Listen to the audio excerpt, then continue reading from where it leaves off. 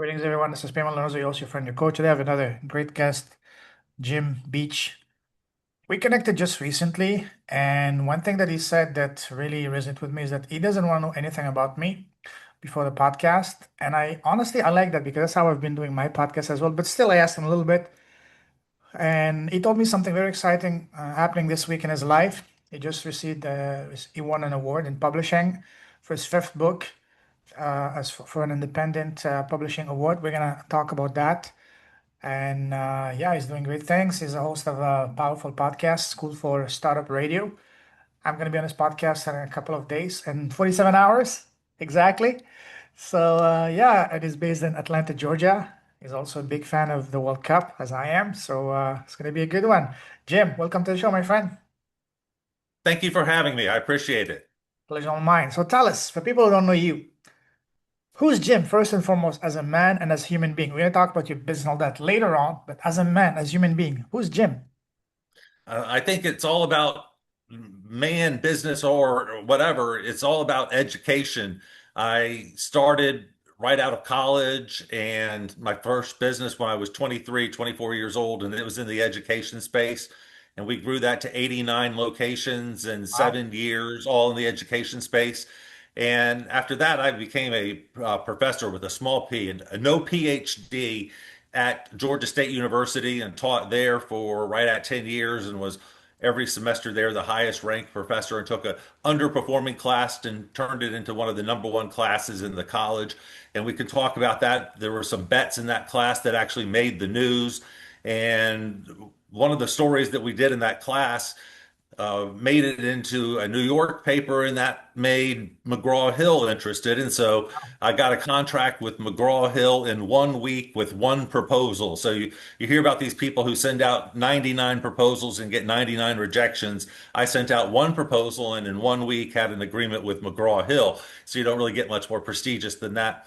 And then after that, the deal fell not apart, but the guy who signed the deal for McGraw-Hill left, and so we were sort of a bastard deal with no one who was our in favor of us. And so we ended up, publishing the book with them and ended up doing very well. Went to number nine, not in its category, but number nine on all of Amazon, Wow. all of Amazon. And so we were very happy with that. About 140 five-star reviews. And I was doing promotions for that book, and a lot of people said, "Well, you're not too bad at this. Maybe you should have your own show." And so about 12 years ago, I started doing radio. And about 10 years ago, we went daily. And at this point, we're on 100 stations, AM, FM, around the country, 5 days a week. And so it's a real radio show now. And then, of course, we have podcasts and stuff as well. And I've written some more books along the way. The most interesting one, I think, for entrepreneurs is the most, or number five, the one you graciously mentioned a minute ago. The thesis of that book is that the environmental problems are being solved, that the environment is being taken care of, and that all of these academics and these Nobel Prize winners are doing they're the problem. They're the ones who are getting in the way of the people who are actually solving the problem, which is the entrepreneurs.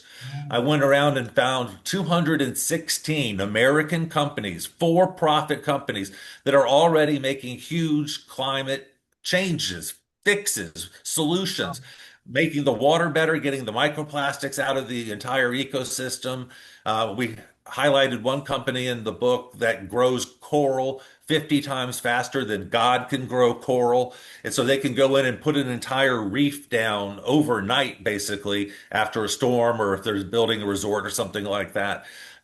We introduced one entrepreneur in the book who has recycled more ships than any other person in the world. And if a ship doesn't get recycled, it usually sinks to the bottom of the ocean and just drips all of those chemicals for hundreds and hundreds of years. And so we want the ships to be recycled.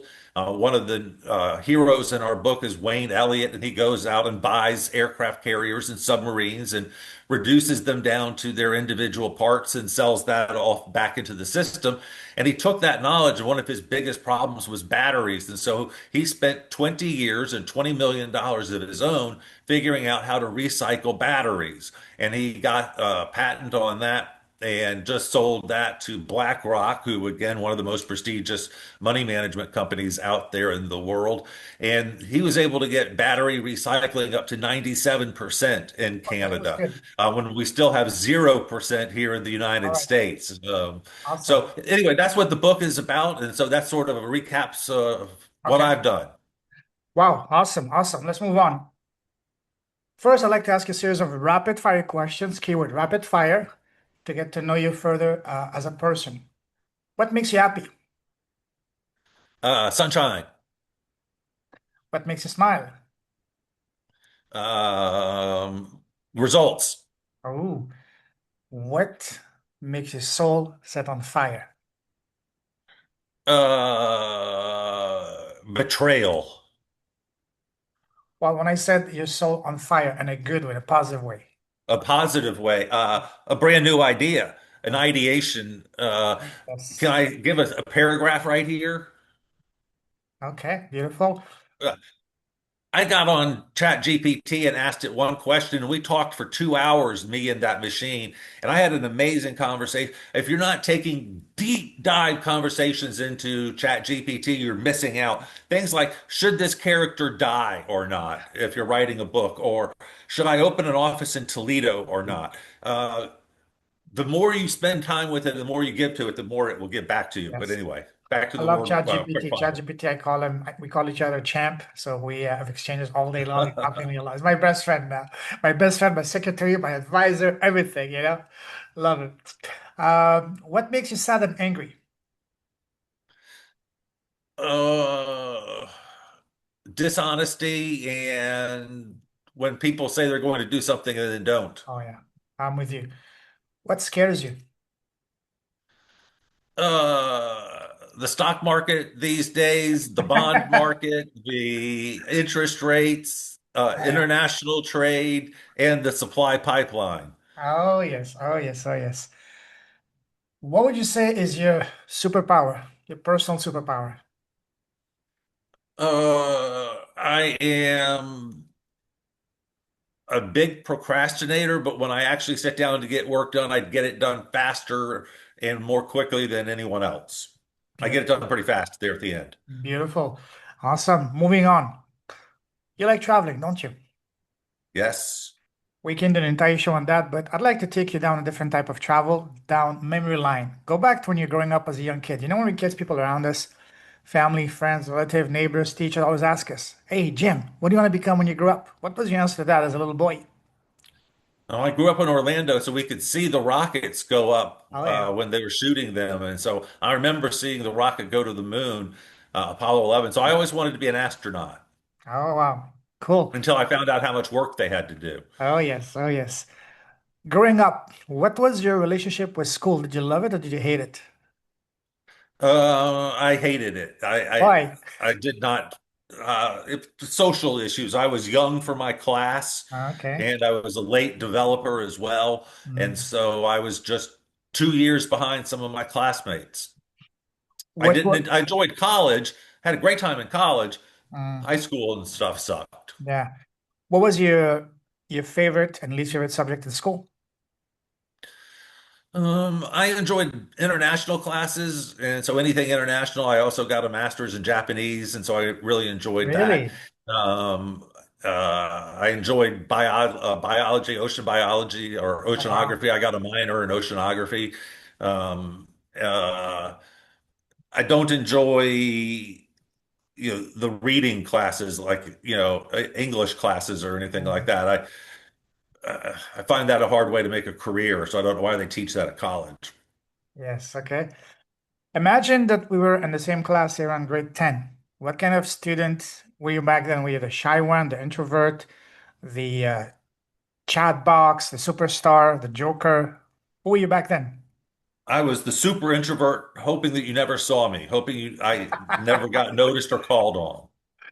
And were you popular with the girls in school? No, not at all. Not until I did okay in college. After college, I did very well. So, Okay, okay. Moving on. Sorry, what was your very first job? And do you remember how much you get paid the first time you worked? yeah, I only had one, and it depends on what you mean by job. I had one job after college, and then that was it. I never had a job after that since then. I got paid $24,000 a year in 1989 to Oh, wow. 1991, and I was a research assistant for the Japanese government, the Nihon Boeki Shinkokai, which is JETRO, JETRO, which is part of Oh, yeah. METI, METI. And so I worked for the Japanese government helping Japanese companies come into America. And then 2 or 3 Wow. later, they switched and helped American companies go into Japan. And so I worked very much with the Japanese government. Very, Great job. very nice. Loved it. Wow. Very nice. Moving on. How would you describe your path from the moment you left school to now? Would you say it was pretty much straightforward? Once you're into one lane, you were set for life, or was it more like turns and twists like a roller coaster? It's been complete serendipity and randomness. I never in a million years thought that I would be an author, but I am chugging through several more books right now. Two that I've got finished. I'm just really interested in the books. Um, I'm driving the radio show. That's important to me to keep growing the number of stations that we're on. And so, for an introvert to have a radio show every day, I think is an interesting challenge. I still enjoy my speaking and, going out and talking to companies and things like that. But all of those are, the antithesis of where I saw myself when I was 25 or even 30. Mm-hmm. Um, so I didn't get anywhere I thought that I would end up. I was hoping to be the CEO of Coca-Cola, and I worked for Coca-Cola in Tokyo and saved them $1 billion Wow. over about 5 years, and I still didn't get a job. They still said I should go do something else. And they said Wow. I should go be an entrepreneur, and I had never considered that before. And then a year later, I started my first business. So, wow, amazing. What was your first business? It was the education thing that I told you that grew to 89 locations. We started off as a summer camp at Stanford and MIT, and we ended up at 89 locations: Stanford, MIT, Georgetown, UCLA, SMU, Emory, Sorbonne, Cambridge, Oxford, University of Adelaide, University of Sydney, at Amherst, a good school in every city, basically. The best school in town, we would have our location. And we started off teaching computer skills and movie making and stuff like that and programming. And what we figured out, and this was what was so genius, we figured out that what we were really doing is taking unhappy kids that were not on the football team and were not cheerleaders and finding a friend for them for the first time and teaching them that it was cool to be smart and that they were going to be the bosses in the future. And we were making these kids happy for the first time. And we keep hearing, entrepreneurs say this generic, find out what you're really doing and find out what your business really is focused on. We thought we were teaching computer skills. And when we figured out that we were really taking unhappy kids and making them happy for the first time, I could get a mother on the phone for about 8 seconds and sell her. I could tell immediately Wow. what she was going to say before she said it because I knew what the mother, she was hesitant to say it. And she didn't want to say that her kid was a dork and a loser, but her kid's a dork and a loser. And then I would say, ma'am, I was a dork and a loser too. And we could sell the daylights out of it. And so we went from 0 to 89 locations in 7 years. So I think Wow. that kind of speaks for itself. So one thing that really resonates with me is that I used to be incredibly, incredibly painfully shy. So how did you overcome being the dork and loser? How did you overcome that? How do you kill that? Very proactively is the best answer. And I have a book that's coming out on this. It's called Personality by Decision. And if you look on Google, you should be able to find me doing that presentation, Personality by Decision. Um, It starts proactively every day. Just smile to someone in the hallway that you didn't smile to yesterday. You can start that small. And when you go to a restaurant, sit at the bar as opposed to sitting at a table so that you sit next to someone. And they'll probably start the conversation because they're at a bar. They want to talk. And all you have to just sit there is go, uh-huh, uh-huh, and do that for 2 or 3 days, and you might even get a friend out of it. But you are Or learning date? slowly how to be more social Yeah, yeah, and just keep doing little baby steps like that. yeah. Just eventually you'll get more comfortable and eventually you'll bring up a topic of conversation at the bar.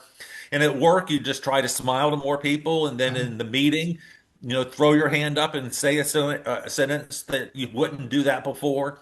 Anything that you can do to just push yourself a little bit further. And the most important thing is this has been a 30-year plan for me, 35-year plan for me. I started in my late teens deciding I didn't want to be that person anymore. And I'm still working on it. I'm still not done. And so don't think it's going to change overnight. It's not. It's going to take a long time for it to change, and just go for the little baby steps each time. That's all you need.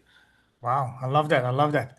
That's something that, from I was incredibly painfully shy. For me, it was going to China and literally having to, when you don't speak a lick of the language, you have to do things. Going to a restaurant is simply pointing to items. So even first night in China, wanted chicken, pok, pok, pok, pok, I just did this. You gotta do what you Yeah. gotta do to eat.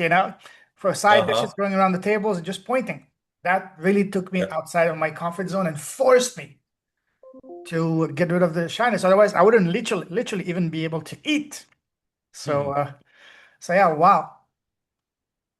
What do you think is making people, what can, other than that, what do you think is the reason why there's a lot of still people that are introvert and shy and timid and all that? What's causing that?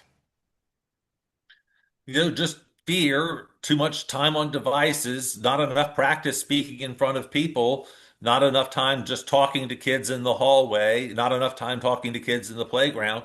For Mhm. our generation, it was, shyness, and this generation, it's shyness plus they're on those damn devices the entire time. And, our kids can grow up on the devices, from 4 days old, they can start getting addicted to those things.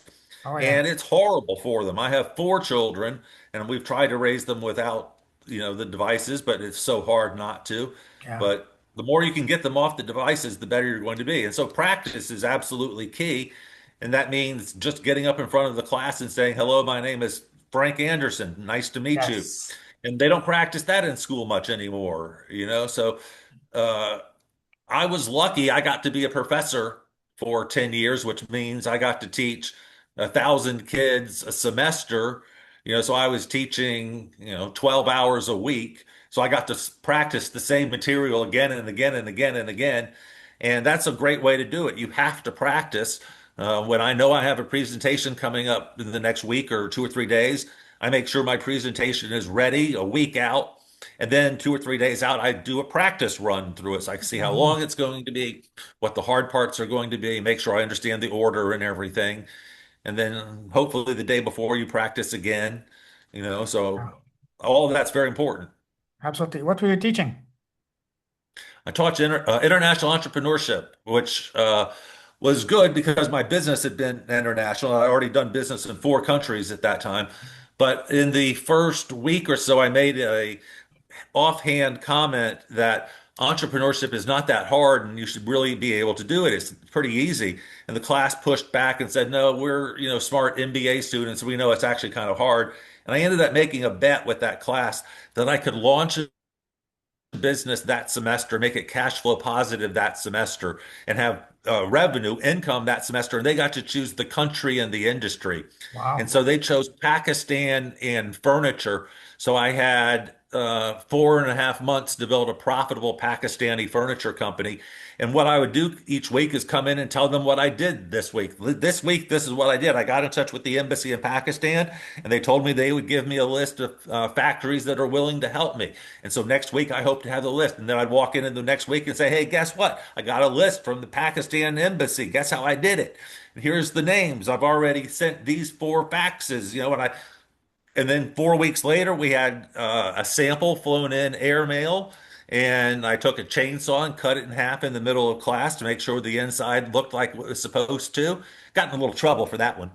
Got in the paper for that one, but we won. I won the bet, and so that made it into the paper, and then that made it into the New York paper, and then I did the bet 12 semesters in a row and never Wow. lost. And so that became the first book, which is called School for Startups, which goes through those stories and sort of encapsulates the rules. Hmm. I had rules that I used to make it easy. For example, the chairs.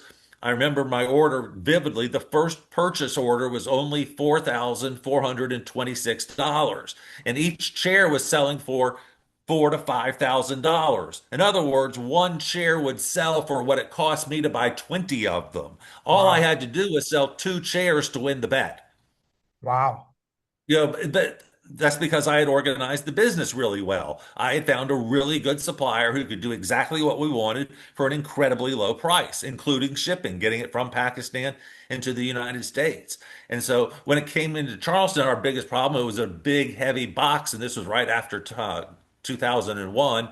And so it took a while to get some of our boxes through customs, but we did, and most of them were already pre-sold.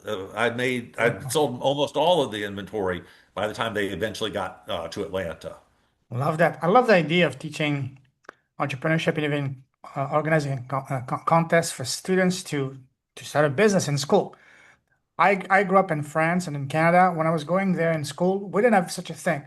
Is that taught in high schools in the US? Like getting kids to actually run a business and get it to cash flow by the end of the semester? No, there are a lot of entrepreneurship programs all around the country for that are extracurricular and outside of school, and there's a lot of those things. And a lot of schools do have some things, but nothing gets into that level of Yeah. detail. No. It's such a pity because that would be the most amazing education, to provide those kids. Well, that's why I went from a underperforming class to the most performing class in the college.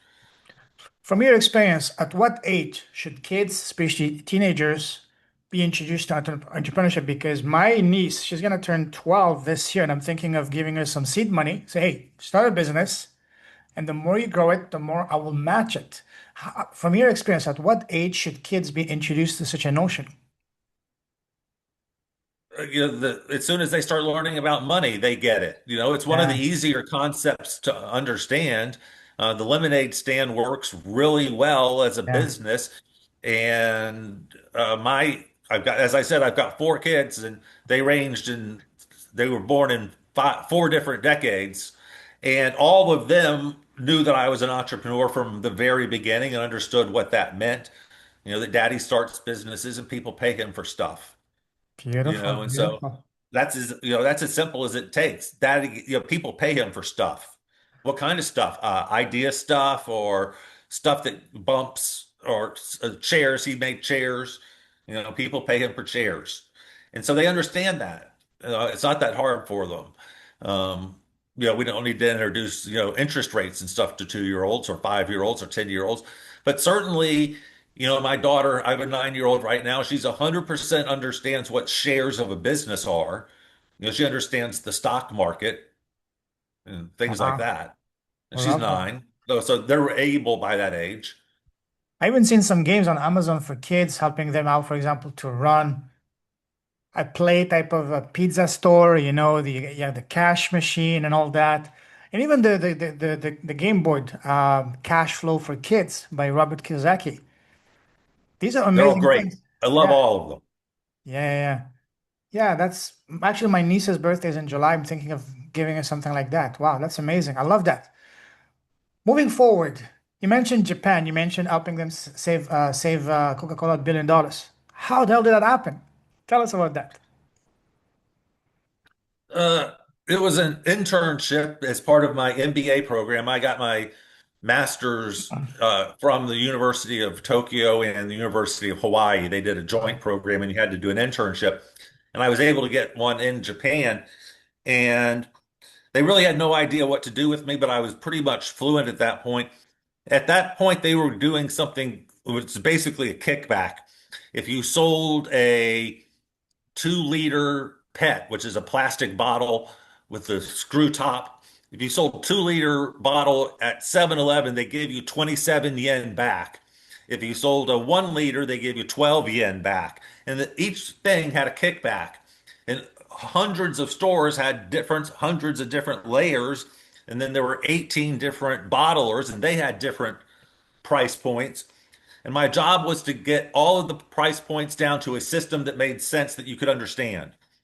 And so I went and organized all of them so that there were only 7 price points. And I assigned it for everyone. And I went to all 18 of the bottlers and said, this is going to be your new illegal kickback will you accept this as opposed to what you're getting now? And some went up and some went down, but they were willing to agree, and the projections were that it would save, $1 billion.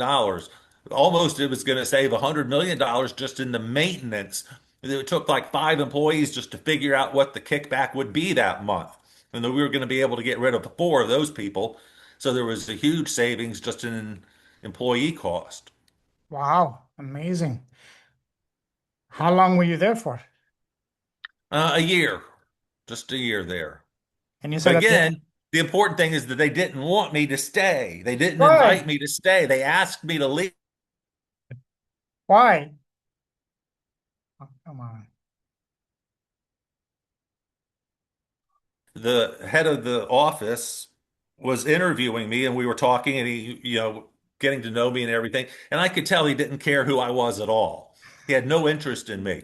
And he gave me 10 minutes and sort of dismissed me. And I was walking out the door, and he goes, "So where are you from? Where did you grow up?" I said, "Atlanta." And I kept going, and he was like, "Whoa, whoa, whoa, stop."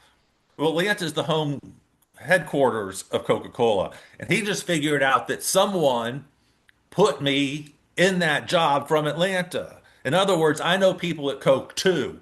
And he got very afraid that I would know people higher up than him. As a matter of fact, I did.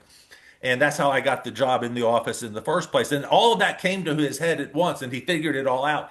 You need to make sure that if you're doing an internship or just a long-term job, that you understand those dynamics because they are very, very important, especially in international and Mhm. especially in big Fortune 500 companies. So he was always very cautious around me. But of course, he at the end was the one who didn't offer me a job to stay either, because he might have thought I was a spy or something.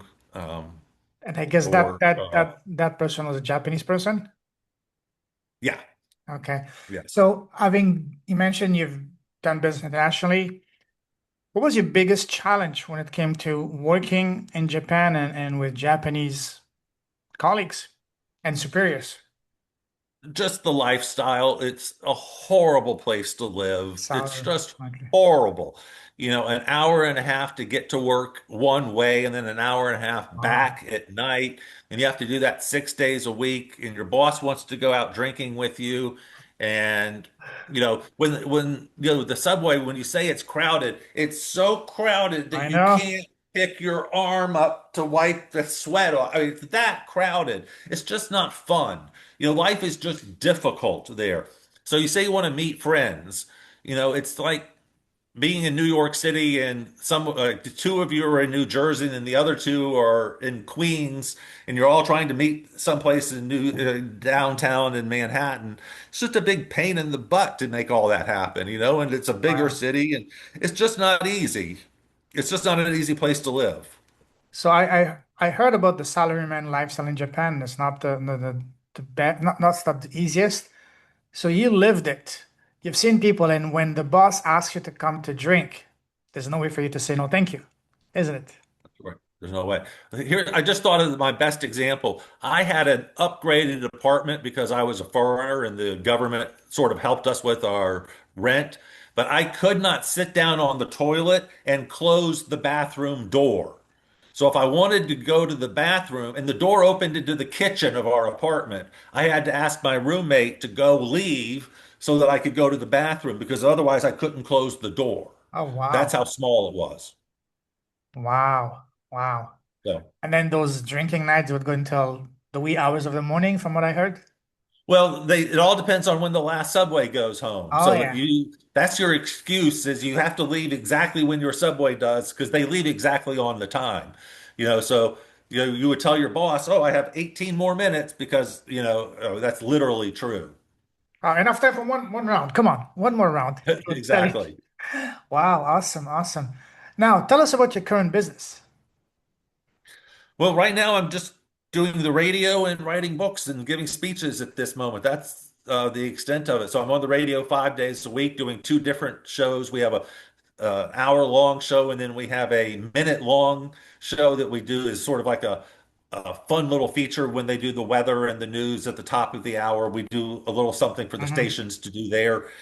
And I'm writing a new book. I just finished a new book on entrepreneurship that I'm doing the audio book for.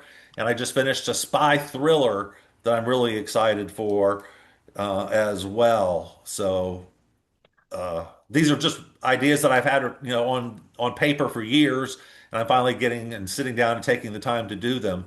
It's like anything. Once you figure out the system, so once we figured out how to get MIT and Stanford to say yes to us, it was easy to get UCLA. And Okay. after I had one radio station say yes to me, it was easy to get station number two and five and 100. And once I had McGraw-Hill say yes to me, it was easy to get four other publishing companies to say yes to me. It's all about systems. And that's what we do on our radio show. This is what I talk about. Hey, what's the system for you started a restaurant with $5,000. How'd you do it?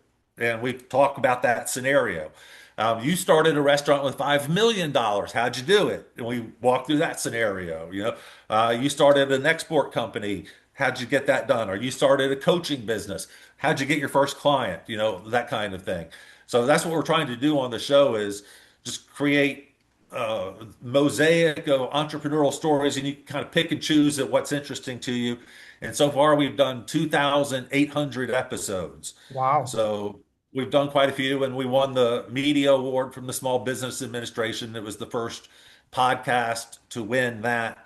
And I won that book award that I was telling you about. And let me tie all those together. This is such an important lesson. Why do I win so many awards? Yeah. Wow. Ask me. So I'm asking, how Ask how are you me. how are you winning all those awards? Because I nominate myself for a lot of awards. Really, you can do that. Wow. Of course you can. Yes, you Self-nominate. can. Wow. Okay. Good to know. That's right. Everything, almost every award I've won, I have a shelf over there of all my little adult trophies. Uh, Someone nominates you, and most of them you can either nominate yourself or have a friend do it. Have someone close to you say, "Hey, would you submit this letter to this organization on my behalf, please?"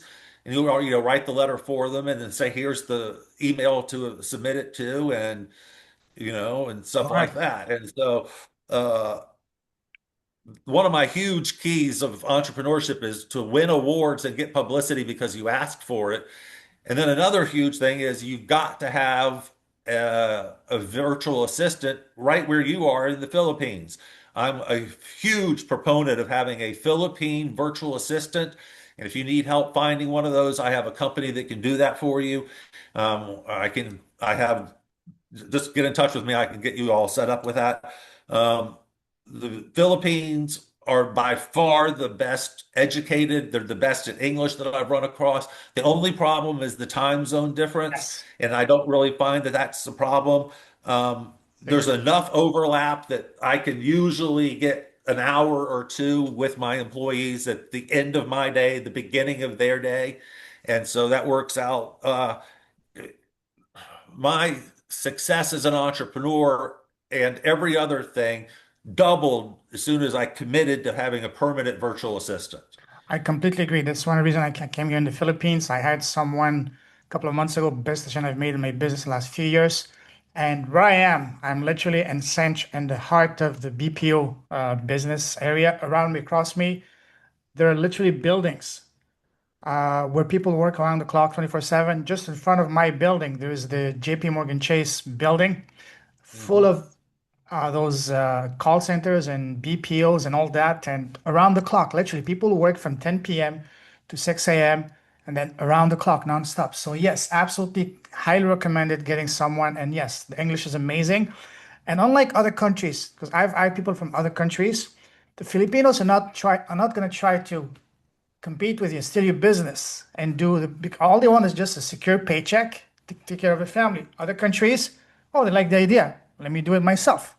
I've had that issue in the past in other countries, but in the Philippines, they just want a secure, reliable income for their family. The amazing employees, they have the employee mindset. They don't.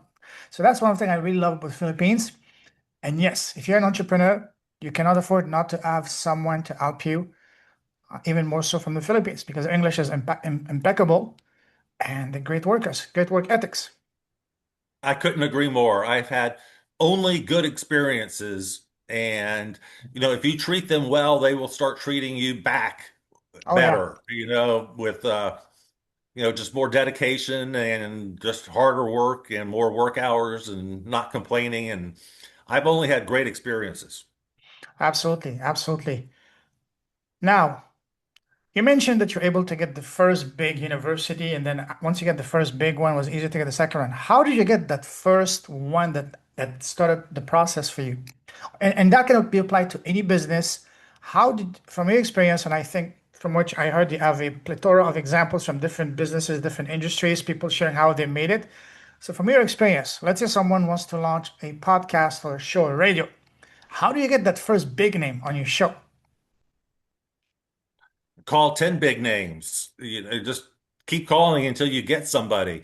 Yeah. Um, Here's an important lesson too. When I started 13, 14 years ago, I didn't go after big guests. I never did that. Instead, I went after the publicists, the Mm, PR agencies. And so now I have a list of 500 PR agencies that I work with, and all of the guests that come into my show come in through the PR agencies. And smart. so that saves all of my work. They do half of the work for me. They write the bio and put the package it all Yes. up and make it look pretty. So all I have to do is go yes, no, yes, no, yes, no. It's a very simple process. But that's because at the very, very beginning, I made a very important decision about how the business was going to be structured, how each little incremental step would be. So you asked about the camping business.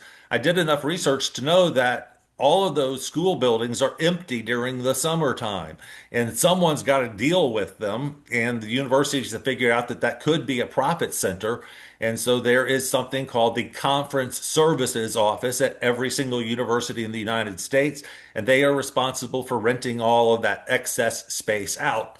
Once you learn that, it's as simple as getting someone on the phone. Hey, Sally, you're conference services, and then they want your money, and so they're going to want to do business with you if you have a sponsor. And so the trick became you had to find someone at that university who would put their name on the line for you to sponsor you.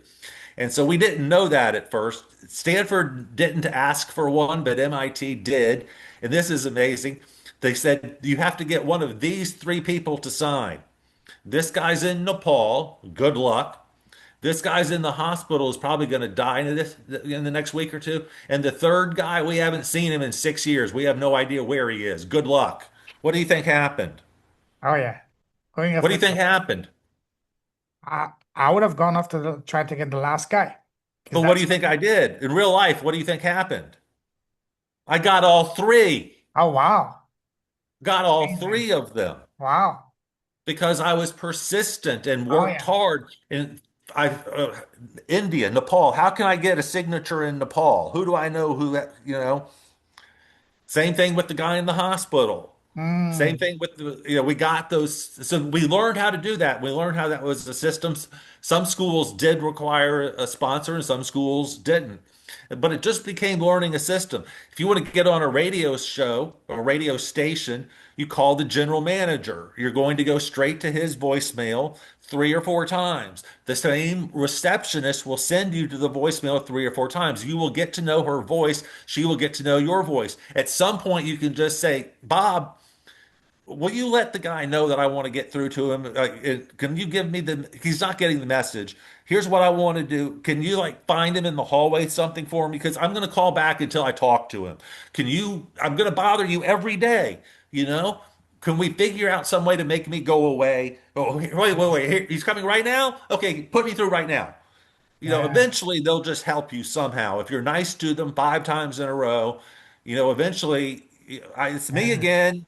Sorry to bother you again. I'm just still trying to get through to the general manager. And that's the person who makes the decision. So it's just simply a matter of finding out who makes the decision and getting that list. I outsource that list to the Philippines where I have it produced, and then hit that list again and again and again. Get a list of your target demographic, whatever it is. Get a list of 1,000. Hit that list until you've sold 900 of them. Love that. Love that. Love that. You touched on a point that is very, very important, not just in business, but in life, and that's to be persistent. Talk about the importance of being persistent and relentless in business and draw the line between how okay is it for you to almost being on the verge of literally pestering someone? And when do you know that it's time to stop and not continue? See what I mean? There's two questions in one, so to speak. So the reason I started a summertime business was because I wanted to go back to graduate school and get an architecture degree. And my parents said, no, we're not paying for it. We've paid for enough. And so if you want that, you have to get it on your own. And so I applied to architecture school at Georgia Tech and got rejected. And the dean said, you can't draw, you need to learn to draw. And if you learn to draw, I will reconsider your application. And so I sat in his hallway outside of his door for the next 30 days drawing. Even on days that I knew he was not going to be on campus, I was there drawing on those days. And at the end, I would put every single drawing underneath the door, every single Wow. drawing. And every single time he came to his office, he had to step over me. And he didn't know it, but after about 30 days, he said, okay, I give up. You're in. The next day, I drove to California to start the summer camp at Stanford. He didn't know that that was the last possible day, but that was the last possible day. And I wanted it enough to get up in the morning, get showered, drive down there, and be there by 8 o'clock in the morning when he wanted it. When he got to work. It's how much do you want it? And that's what's so great about entrepreneurship. It's 100% about raising your hand and saying, me, I am me, me. I wasn't the smartest in my class. I was socially an introvert. I was not a happy high schooler. But at some point, 23, 24, I said, me, I am going to be the one that does something different. I'm going to go on a different path. And ever since then, everything I've done has been on that path, but I haven't had a job since 1991. Amazing, amazing. Wow. One thing that when I asked you before we went live, I asked you to write in the chat just one word to describe it. So you put your name and then mediocre entrepreneur. And after having talked to you for the last 40 minutes, the last thing from what I see, the last thing you are is mediocre. Why using that word? I'm not Elon Musk. I'm not Only Jeff one. Bezos. Yes, of course, but So if that's the spectrum, Bezos is here and yeah, poor Dirt House is here. I'm in the middle somewhere. I'm not over there. You know, so I asked ChatGPT to do an analysis of my career and put my resume in, and it gave me grades in all of the areas of my career, writing, radio, speaking. But then in the what was the known, like every known by common man or something like that, it gave me my lowest score, because I'm not famous. I'm not famous yet or at all, or maybe never will be. But if that is the standard, think about this. We're all like 0.001% as successful as he is. It's not that's what. like we're 50% as successful as he is Uh, or 28%. We are 0.001% as successful as he is if we're a millionaire. yeah. So your average millionaire is 0.01% as successful as Elon. Do you really want? That's a pretty hard way to think about it. Yeah. But one question that comes to mind is, and when I say you, I don't mean you personally, but do you really want to be as popular, as famous as him? Because when that comes with a very heavy price tag, you don't have any privacy, you cannot even do the little thing like going to the store, going to a restaurant, on the street, you get harassed by people. Do you really want to become that kind of famous or just want to be brilliant, impacting lives, doing good around you, and still being handsomely rewarded for it? Uh, I know several billionaires. I have several people who are worth 500 million, and the people who are worth 500 million think they need security. Yeah. Wow. Can I tell you the first chapter of my new crime thriller? Please. So the 16-year-old girl leaving the shopping center with $5,000 of bags, and she opens up the trunk of her Mercedes and puts all of daddy's money in the back of her Mercedes and closes the trunk. And a white panel van pulls up beside her. Two men grab her, put some chloroform over her face, pull her into the van, and the van drives off. About 5 seconds later, a Mercedes pulls up in front of a huge, huge mansion. Man in a nice suit gets out of the back of the Mercedes and hits the doorbell. Sir, we kidnapped your daughter 10 seconds ago. Here she is. Daddy, Daddy, they're going to kill me. Your wife gave you a Picasso painting for your anniversary last year. You have 1 minute to give me that painting. 59, 58, 57, and you see the man realize that it's real, and you hear the scream of the girl, and he gets the painting off the wall and he gives it to the man in the Mercedes, and the Mercedes drives away. And 2 seconds later, the white panel van pulls off to the side of the road, hasn't even left the parking lot, hasn't left the parking lot yet, drops the woman off on the side where she's not going to get run over. The entire crime takes 201 seconds. In other words, under 3 minutes. So the MO of this crime organization is that their crimes take 5 minutes, no more. Oh, And so there's my little crime thriller begin.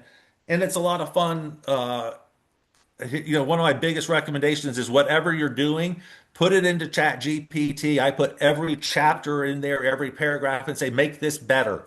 yes, And it will go forever. It will just make everything you do so much better. It's still your original work, but it's your original work with the smartest editor you could ever find, sitting down and rereading it 500 times for you.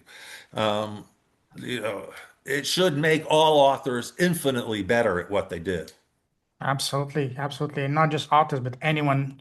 Anyone, yes. Not just, Finance, oh yeah, marketing, anything. it's been an absolute asset for me. It's been almost like an executive, like a CMO, not sorry, COO for me, literally helping me with a lot of Mhm. things. So you mentioned that your last book you got an award for that. Talk to us about that. I had my VA in the Philippines make a list of all of the book awards they could find and all of the due dates. And we created a database. And then I had my VA submit to all of the ones that made sense.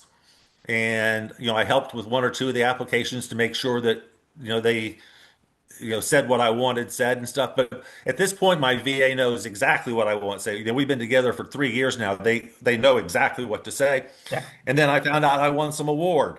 And so I did probably 10 minutes of work. We hired someone to build a new list for us, a database of awards. I probably paid $50 for someone in the Philippines to do that. And so now I have a permanent resource that we will continue to update. And as my books change, and I hopefully will get other awards, and then just continue to do that. I also have a list of 1,000 business podcasts like this one. I have a huge list, and we're always building that list, always updating it. And I try to get on shows every year to keep selling books and keep the word out there. And so we do a ton of list maintenance in the Philippines, but it gets me out there a lot so that I can get on shows like this. Beautiful, beautiful. That's something that I'm doing myself. And that's how I got into yours. And 2 weeks ago, I got interviewed Yep. by David Meltzer. Oh yeah. Yeah, and he's going to be on mine, and we're starting a beautiful relationship of collaboration now. So again, it's possible when Yep. done the right way. Hmm. So yeah, amazing, amazing, amazing. So tell us, so you mentioned about your work. Share with us an example of the most remarkable uh, result you've been able to achieve with one of your clients. Um, can I talk about creativity, risk, and passion first? Please. Okay, so the first book, The School for Startups, the thesis of that book is that entrepreneurship is not about creativity, risk, or passion. And if you were to ask the man on the street, the woman on the street, define entrepreneurship, I think 99% of them would use the word risk, start business, something that you love, something new and creative. And I think that all of those things are wrong and hold people back. So the idea that creativity is part of it, when someone sits on the sofa and they hear, "Oh, I have to be creative," they're like, "Well, I'm not creative. I can't draw good. I'm not creative. I can't paint." And so they think they're not creative. I'm making 92. I'm making sure I get this stat right. So I am 92% of businesses are copies of existing business ideas. And that data comes from the London School of Economics and Babson University. I'm thinking hard so I get that exactly precise.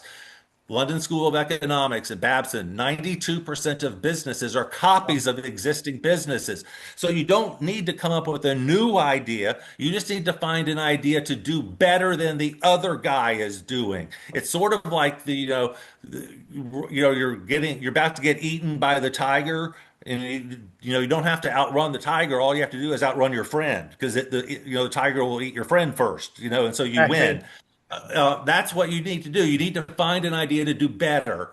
Yeah, Any way you can do it better. My camp idea was 100% stolen from another organization, but I didn't copy any trademarks, patents, or copyrights, and so I was completely legal.